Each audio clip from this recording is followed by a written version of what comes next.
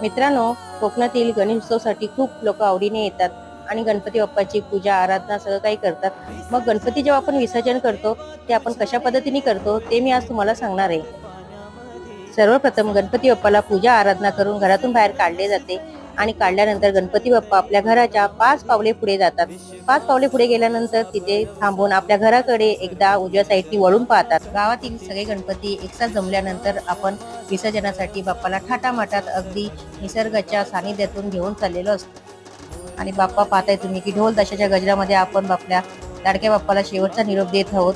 आणि इकडे नदीवर आल्यानंतर आपण जे शेवटची असते ती आरती आराधना करतो बाप्पाची आणि नंतर आपण नदीकडे नेतो बाप्पाला शेवटचा निरोप देण्यासाठी. आणि पाहताय तुम्ही 1 2 3 बोलून जेव्हा तिसरी आपली डुबकी होते तेव्हा बाप्पाला आपण खाली ठेवतो. तर मित्रांनो, अशा प्रकारे आम्ही आमच्या लाडक्या बाप्पाला निरोप. पूर्ण व्हिडिओ पाहण्यासाठी चॅनल नक्की सबस्क्राईब करा. ओके बेटा, बाय बाय.